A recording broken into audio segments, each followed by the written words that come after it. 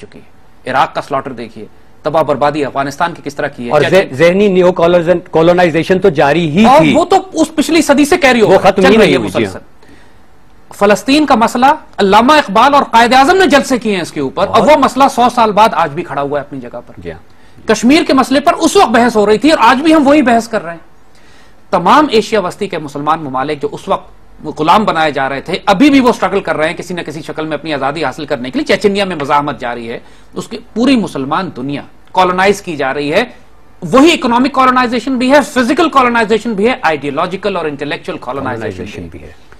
اور جو چیلنجز ہمیں کنفرنٹ کر رہے ہیں, سوائے اس بات کے کہ اس وقت ہمارے پاس ایک مملکت خداداد پاکستان نہیں تھا اور اب ہے, اس وقت وہ مسلمان بغیر کسی سٹیٹ کے, بغیر کسی گورنمنٹ کے, بغیر کسی آئیڈیالوجی کے ایگزسٹ کرتے تھے. اب یہ سب ہمارے پاس ہے اور کوئی فرق امت مسلمہ کی حالت اظہار میں نہیں ہوا ہے. یعنی پریکٹیکلی مسلمان دنیا جو اس وقت کالونائز تھی, اب صرف امید کی ایک کرن جو موجود ہمارے پاس ہے وہ پاکستان ہے, اور یہ اللہ کا دیا ہوا تحفہ. اس کو وہی چیلنجز درپیش ہیں جو اس وقت خلافت عثمانیہ کو تھے. خلافت عثمانیہ کو ڈس انٹیگریٹ کرنے کا مطلب تھا کہ مسلمانوں کی physical, spiritual, military, economic power کو ڈس انٹیگریٹ کر کے آپ 57 ملک نکال دیں. آج پاکستان امت مسلمہ کی سینٹر آف گریوٹی بن گیا ہے. ہم ایک اسلامک نیوکلیئر پاور ہیں, ہم اقبال کو اپنے پاس رکھتے ہیں. اقبال ہمارا ذخیرہ اور خزانہ ہے. And we have a nation of the جس کا پوٹینشل یہ ہے کہ یہ امت مسلمہ کی قیادت سنبھال بھی سکتی ہے, دفاع بھی کر سکتی ہے. اور ہم یہ کر چکے ہیں. ہم نے اسرائیل کو مارا ہے, ہم نے انڈینز کو پیچھے کیا ہوا ہے, ہم نے روس کو توڑ کے چھوٹا چھوٹا کر دیا. پورے مڈل ایسٹ میں اگر کوئی استحکام ہے اس وجہ سے کہ اسرائیل کو خطرہ ہے کہ مسلمان ملکوں پر حملے نہیں کرتا, تو پاکستان کے خوف سے نہیں کرتا. انڈیا کو اگر خوف خطرہ ہے کہ خطے میں وہ ایکسپینشن نہیں کرتا, تو ہمارے خوف سے نہیں کرتا. یہودیوں اور اسرائیلیوں کا جو اس وقت نیکسس آپ کو نظر آ رہا ہے, جو ماڈرن جیو پالیٹکس ہے, اس وقت انگریز اور کانگریس تھی. اب جو نیکسس بن گیا ہے پریکٹیکلی زائنسٹ کا, مشرق اور مغرب کا, جو ہمارے مشرق سے اور مغرب سے آ کر پاکستان کو ڈس انٹیگریٹ کر کے چھوٹا کرنا چاہتے ہیں. اس اور مایوسی پھیلانے کا وہی عالم ہے کہ جو اس وقت جو حالی نے کہا تھا کہ خاصہ خاصان رسول وقت دعائے امت پہ تیری عجب وقت پڑا ہے. عجیب مایوسی پڑی تھی. آج پوری امت کو دیکھیے مایوسی کا ایک عجیب عالم پھیلا ہوا ہے کہ ہم جائیں تو کس طرف جائیں. Iqbal becomes so critically relevant today کہ اگر اقبال کو اگنور کر دیا, نہ کوئی مسلمان ملت کا ریوائول ہوگا, نہ پاکستان کا دفاع ہوگا. ہم نے اقبال کے اس بحث کو کہ پاکستان کیوں بنا, پاکستان کیوں بنا ہے, وہ جیو پالیٹکس کیوں تھی, پریکٹیکلی اس بحث کو ادب اور احترام کے ساتھ اب ذرا پس پشت ڈالنا ہے. اور ہم نے اس اقبال کو اٹھانا ہے جو آنے والی صدیوں کے لیے اب ریلیونٹ ہے امت مسلمہ کے لیے. ہم نے اقبال کے فلسفہ اسرار خودی جس کا تعلق انڈیویجول ریوائول سے ہے. باکردار لوگ تو ہونا, نگاہ بلند سخن دل نواز, جہاں پر سوچ تو بناؤ یار. ابھی تک تو ہم نے وہ قیادت پیدا نہیں کی, اور پھر اس قیادت نے اس امت کو کیسے ریوائیو کرنا ہے کلیکٹیولی بحیثیت ایک نیشن. ہم نے ایک بحیثیت ایک امت رسول کی حیثیت سے ہمارا رول اور ڈیوٹی کا ہے جو رموز بے خودی میں ہم کو نظر آتا ہے, individual and the collective revival.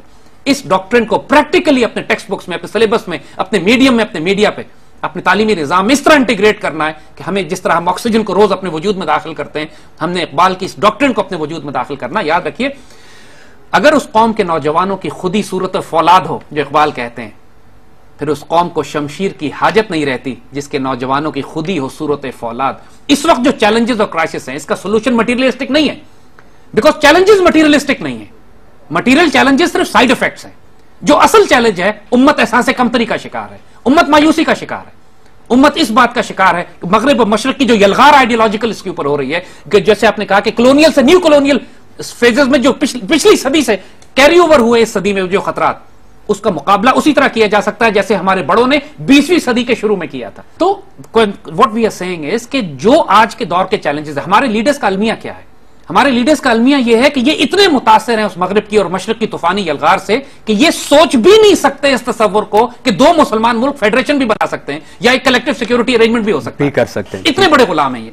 And اس غلامی کو توڑنا is the most critical element right now. ہم یہی فیل کرتے ہیں کہ انلیس اینڈ انٹل آپ اس قوم کی آنکھوں کے آگے سے یہ پردے نہیں ہٹائیں گے, احساس کمتری, یہ خوف میں جو مبتلا ہے, اس کو نہیں ہٹائیں گے, اس وقت تک پاسبل نہیں ہے کہ جو مرضی اسٹریٹجی اور پالیسیز اور ٹیکٹکس آپ بلڈ کر دیں, پاکستان کو آپ عظیم ترین قوت بنا سکتے ہیں کہ جو امت مسلمہ کی قیادت کر سکے. Iqbal remains the foundation block. اس بنیاد کے بغیر امت کی تعمیر نہیں ہوگی. حکیم الامت جو سولوشنز دے کے گئے, اب وہ صرف معمار پاکستان نہیں ہے, اب معمار پاکستان سے بڑھ کر وہ حکیم الامت کا رول, ان کا ایک اسپرچول ڈائمنشن سے لے کر جیو پولیٹیکل ڈائمنشن سے, وہی بات کہ فزکس سے میٹا فزکس تک, طبیعت سے مابعد الطبیعت تک, آنے والی صدیوں میں 21ویں صدی I very strongly feel اللہ کے فضل سے حکم سے کہ Iqbal is the man for the 21st century for us. بہت خوب فرمایا آپ نے. اگر اس بات کو جو ہم ابھی کر رہے ہیں ذرا سا پلٹ کے دیکھیں, اور وہ سوال اکثر ہم سے کیا بھی جاتا ہے کہ اقبال اگر آج ہوتے تو وہ سب چیزوں پر کیا دیکھ رہے ہوتے, کیا ان کا رویہ, ان کا تاثر کیا ہوتا. تو اس کو اگر یوں کر کے دیکھیں تو کچھ چیزیں خوش کرنے والی, کچھ چیزیں پریشان کن, دونوں طرح کی نظر آتی. اس وقت بھی تھی, لیکن آج اگر وہ ہوتے تو ہم ایک قیافہ کر سکتے ہیں کہ وہ اگر آج ہوتے تو پاکستان کو دیکھ کر خوش ہوتے, اس وقت پاکستان نہیں بنا تھا. آج اگر وہ ہوتے تو پاکستان میں جو کرائم اور ڈیکیڈنس ہے اس سے ناخوش ہوتے. پاکستان کو ایک قوت بنتے ہوئے دیکھ کر, بنے ہوئے دیکھ کے, ملٹری مضبوط ملٹری رکھتے ہوئے اس سے خوش ہوتے. یا وہ جو ان کے ذہن میں ایک تصور تھا یکجائی, یکجہتی اور رواداری کا, اس میں رکھنے اور دراڑیں پڑتے دیکھ کر ناخوش ہوتے.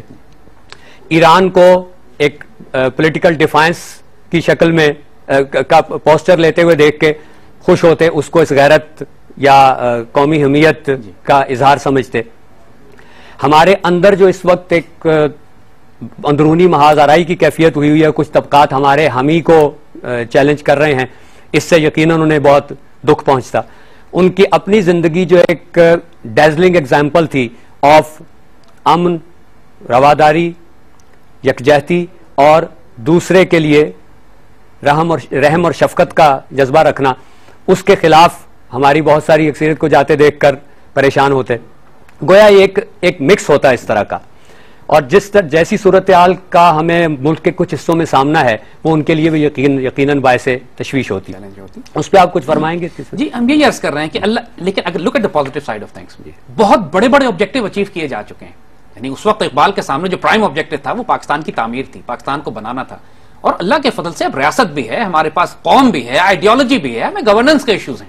یہ سارے ایشوز جن کی بات کی گئی ان کا تعلق گورننس اور حکومت سے, اہل نظر کی کمی, اور اس تو ہم نے کردار سازی کرنی ہے, قوم سازی کرنی ہے, اور اللہ کے فضل سے یہ کوئی بہت مشکل کام نہیں ہوتا ہے.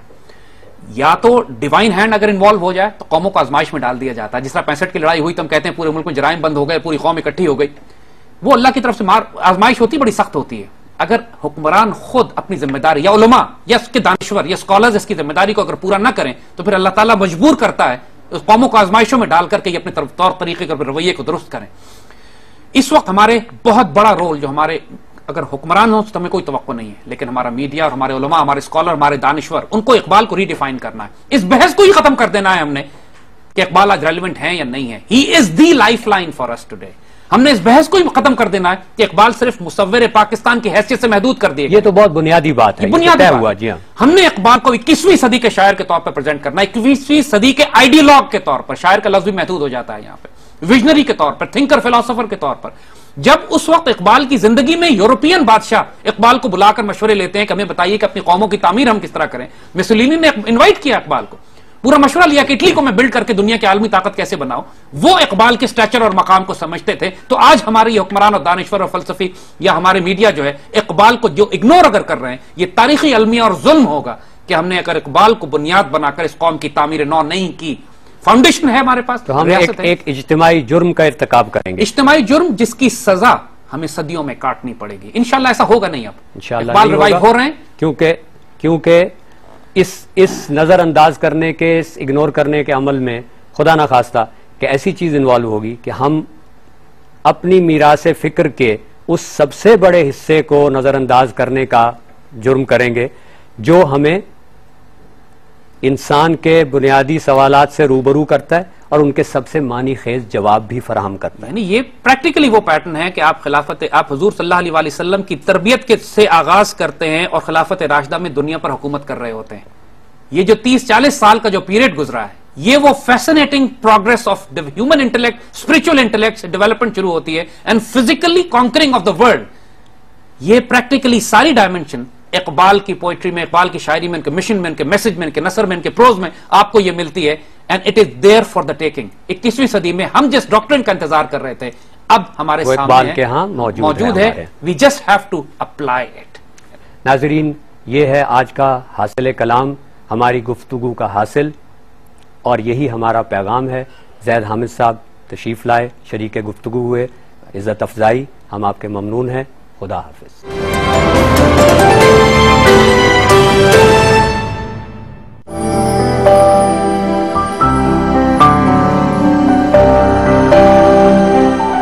یہ ایک سجدہ جسے تو گراں سمجھتا ہے، ہزار سجدوں سے دیتا ہے آدمی کو نجات.